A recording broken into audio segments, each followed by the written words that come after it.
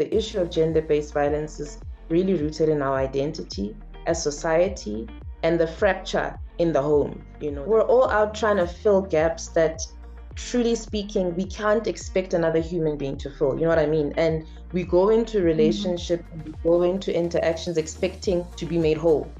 What perpetrators of abuse want to do first, before it even becomes physical, is they want to break a person's mind down, kill their self-esteem. They want to isolate them and make them feel or think that they have nobody else but that person had. Our organization is also currently not funded at the moment. We opened our doors to do just that, to be the bridge, really, for women going through these challenges.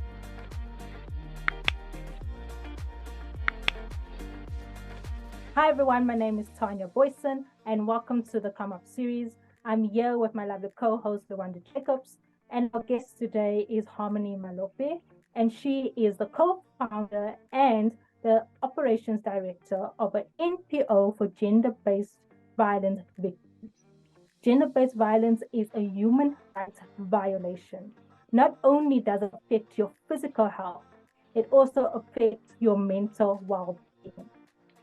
And it results in isolation, depression, and suicidal attempts. Yes, Tanya, that's so true. Gender-based violence is a real thing. Welcome, Harmony, and thank you for being on this episode with us. Thanks for having me, ladies. So, can you tell us what the organization's name is, and also what inspired you ladies to start the organization? Okay, cool. So our organization's name is Basadi Ba Moshito Foundation. It was started in 2021 as a social support agency for women. Predominantly, we started the organization because we discovered that a lot of the times, most women who are struggling with gender-based violence or just issues in general that women face, they don't have access to information, and they also don't know where to go. So we opened our doors because we wanted to be that link to help women who are dealing with all of these issues and direct them to the correct channels. But another reason that we started the organization was because my mother herself was a survivor of gender-based violence and domestic violence. And overcoming those challenges and, raising us as a single parent through life, she always wished that she'd be able to start an organization like this, or an institution that would help women who went through what she did, without support structures or anybody to help them navigate that life. And this was her vision coming true. So we opened our doors to do just that, to be the bridge, really, for women going through these challenges, and to assist them to get onto their feet and to assist them find the help that they actually need. Wow, that's amazing. I love it. And when you started out, how did you get finance assistance to start the NPO?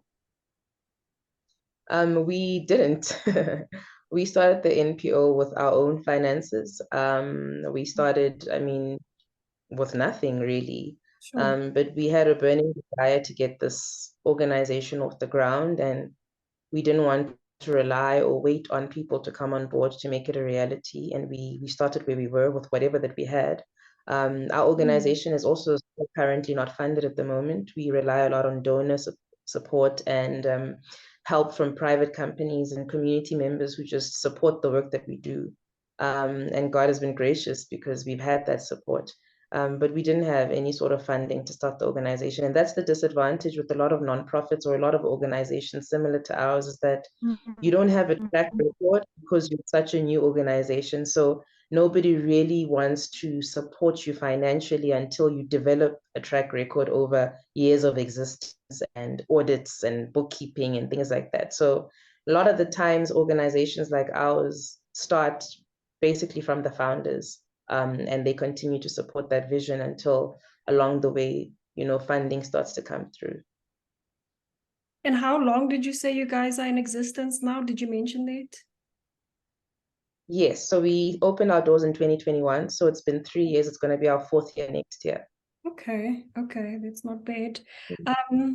So can we talk about the first signs in a relationship?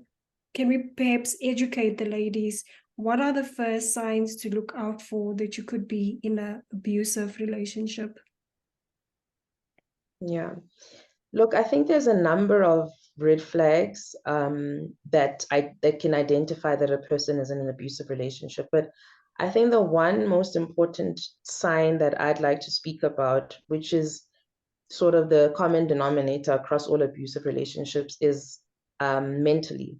What perpetrators of abuse want to do first, before it even becomes physical or it becomes anything that can be tangibly seen, is they want to break a person's mind down. You know, they want to kill their self-esteem. They want to isolate them and make them feel or think that they have nobody else but that person.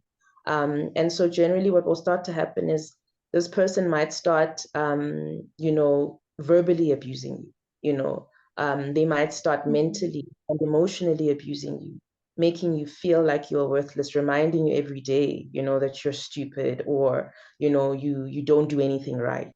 So they break a person's confidence, their person's character down slowly. It's systemic over a period of time, making the victim feel as though they are either beholden to the perpetrator or they have no other way. Nobody cares for them, nobody loves them, and they'll amount to nothing. Because once they have the mind of the victim, from then on, it's easier for them to do anything, and it gives them the power over that person.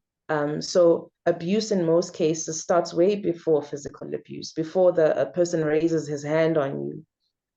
If you trace it back, it's begun a lot sooner, a lot before that, with mental abuse and emotional abuse, by breaking down your stronghold, which is your mind.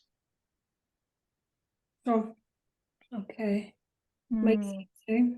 True what you're saying there. It starts mentally. You think it's physically first, but it's very interesting what you're saying, that it starts mentally. And it's like the slightest signs that you wouldn't even think, okay, this is actually controlling.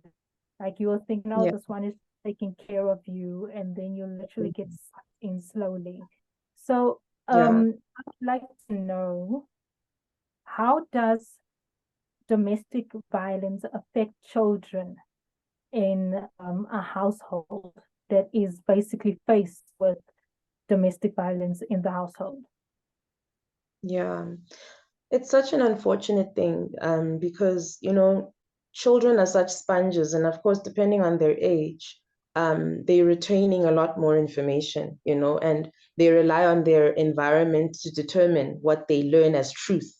And unfortunately, for children who grow up in homes of domestic violence, and I mean from personal experience, being a child growing up in an environment where I witnessed some of the abuse. In both cases, they either develop a block to it to sort of protect themselves from not remembering it. So they'll shut it out completely, by finding ways to escape it, or, through their imagination or whatever, to try and block out the trauma. And in other cases, what happens is they then project, and so they'll act out, and you'll start seeing all of this behavior also translate into the behavior that they have either at school or in peer groups or whatever. But I feel like the biggest impact that domestic violence has on a child is not something that you always see in their childhood. It's something that carries on into their adult years.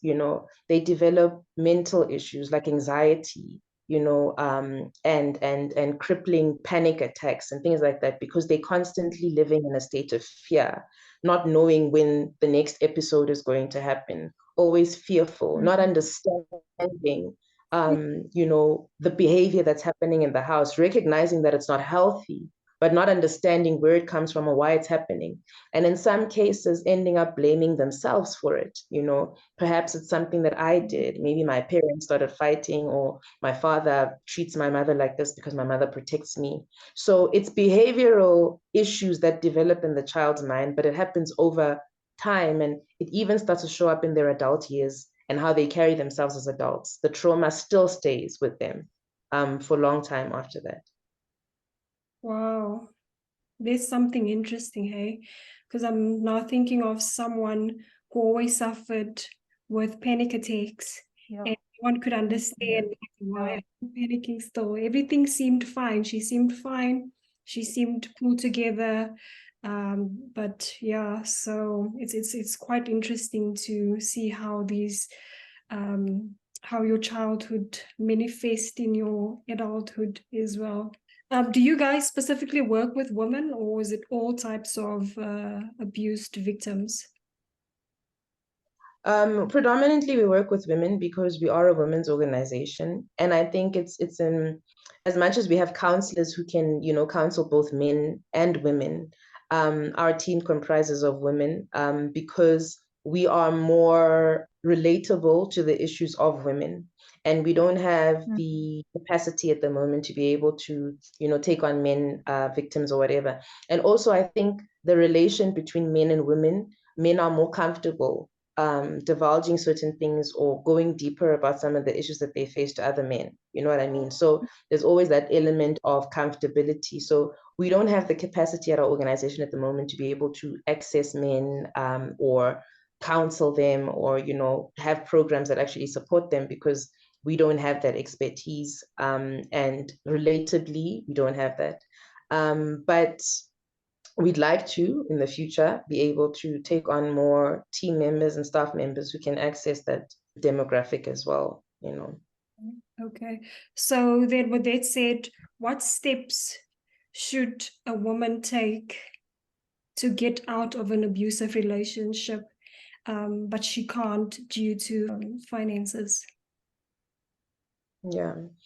I think the first thing that the lady or the woman in an abusive relationship needs to understand is that where there's abuse, there's no escaping what has become of the situation. I think sometimes because we keep thinking maybe they'll change or, there's something that you can do differently that will make them come to their senses. You need to recognize the fact that there's very little that you can do once it's come to a place where you are being physically abused or emotionally abused. And you need to get help. One way or another, you need to seek help. If you can't contact family or friends or bring this to the attention of somebody who will be able to help you out of the situation, but you need to get help. You need to talk about it, and you need to not delude yourself into thinking that it will miraculously stop, And depending on the severity of the situation, it might involve getting law enforcement involved. There are counseling centers at police stations that deal specifically with victims of gender-based violence because it's such a sensitive issue. And they'll be able to help direct them with the necessary steps thereafter.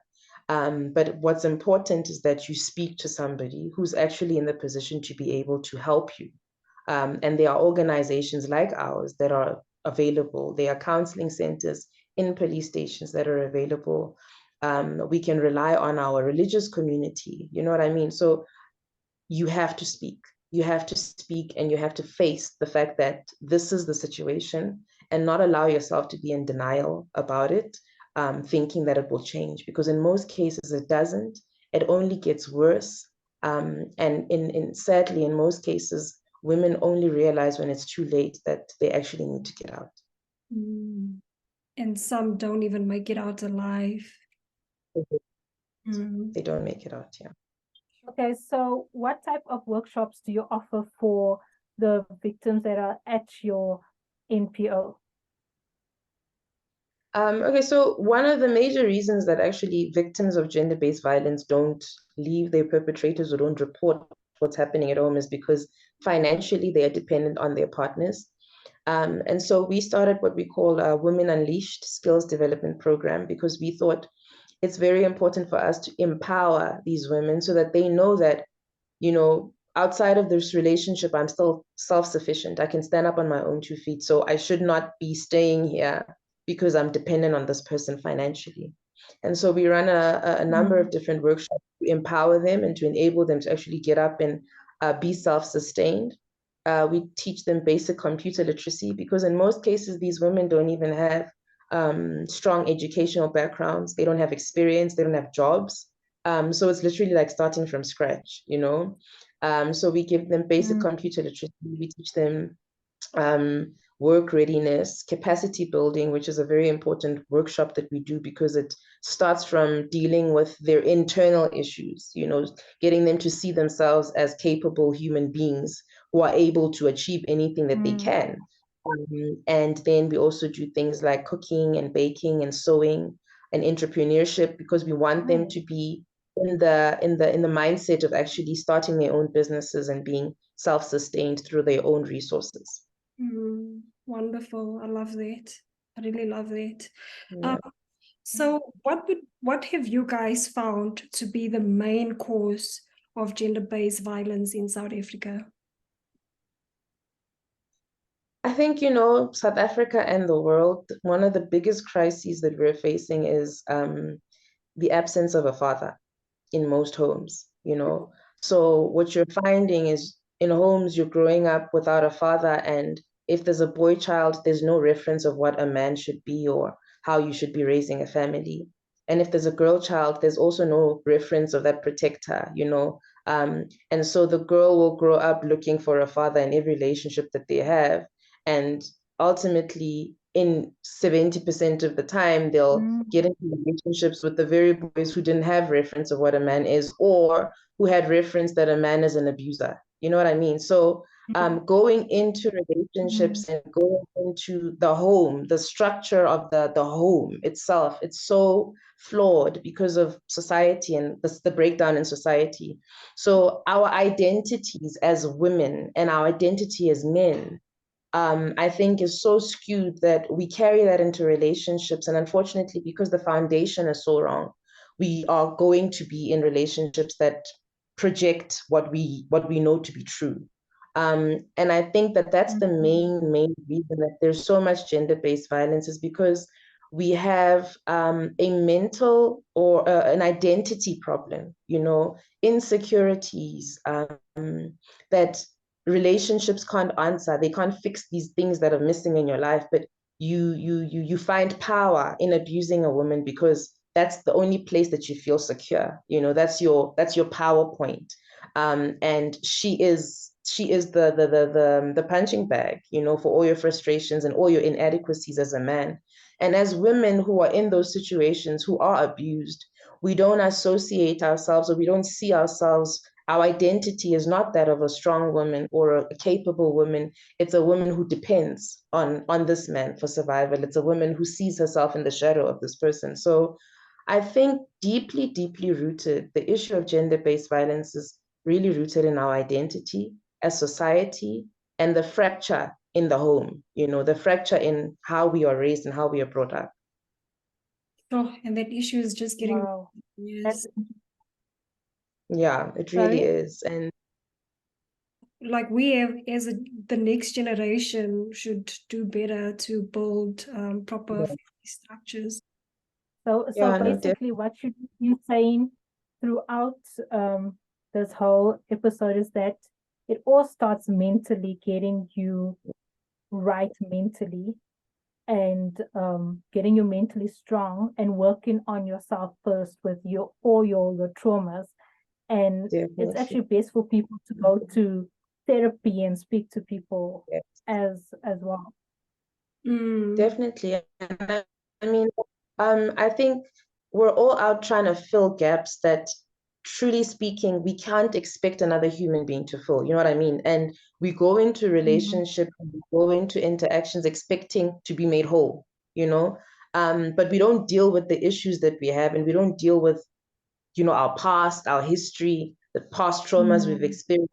But also, we don't see ourselves the way that we should. We don't have a good sense of self. That's one of the major contributors to the GBV, statistics and the rates that just keep going up. It's because it's just there's brokenness, a lot of brokenness, and people are trying to fix it in all the wrong ways. And unfortunately, innocent people are suffering because of that. Sure. So you did mention that you don't focus on men now that are victims of gender-based violence, but those that are, where can they go and seek advice and just be able to gain their integrity again? Yeah, it's very difficult with men, because I think a lot of the times men suffer in silence, because the assumption is that men need to be strong, talking about your mental health and the things that you're experiencing, it's a sign of weakness. So you have a lot of men who are struggling with some really, really deep-rooted depression, with abuse, with gender-based violence, from a male perspective, and they are suffering alone. My advice would be to speak also, to speak up and get help. Whether it's a counselor, whether it's a psychologist, talking about some of the things that we're facing takes them out of the dark. When you put something in the light, you can shine light on it. And it's no longer the secret, it's no longer the thing that eats you up on your own. You're able to then assess it and evaluate it for what it is. And with the right support structures, you can get help, So my advice to, men who are struggling with abuse in their own right, and as men, is that it isn't a flaw, it's not a weakness for you to speak up about the things that you're struggling with emotionally, physically, and mentally. It's for your own well-being and your health for you to actually do that, so that you can get the help that you need, and be whole, be a better person, be okay, ultimately. I love that. I really love that we covered both genders, because Yes. you find men there's also in abusive relationships, or are also victims of abuse. So do you have any closing words or any encouragement to leave us with and our audience out there? I just want to say that, we're in November, and in a couple of weeks, we're going to be we're going to be commemorating the 16 days of activism against women and child abuse. And I just want to encourage women who are in abusive relationships, and men for that matter, that everything that you're going through is not an indication or a reflection of who you are as a person. It isn't your fault. You didn't do anything wrong to deserve to be abused. You didn't do anything wrong to deserve to be put through pain. And the best thing that you can do for yourself is claim your freedom by speaking up and getting help. It won't change overnight. It's not going to stop if you just keep quiet about it. And you need to claim back your life, and you need to get the freedom that you need to survive and live in this world. So don't suffer in silence. Seek help. This doesn't define you. Don't be a statistic. Rather, get the help that you need so that you can be a conqueror and not a victim. Thank you so much for those encouraging and affirming words. We really do appreciate it. For those that want to sponsor your business or help in any way or fund, who must they contact? How do they get in touch with you? All right, they're welcome to contact me. My number is 082-801-3125. Or they can follow us on Facebook and all the socials, Instagram, Twitter, and TikTok even. But also our website is www.basadibamositofoundation.org. I'm sure you guys will put it in the link. And those are all of our platforms where they can commit their volunteer, their time, or their resources, whatever at all that they're willing to assist us with. We'll appreciate. We'll link all Harmony's information down below in the description section, and we will put it in the coming slide right now. If you guys enjoyed this episode, please like, comment, and subscribe down below. We'll see you guys in the next episode. Bye. Thanks. Bye, guys. Thank you.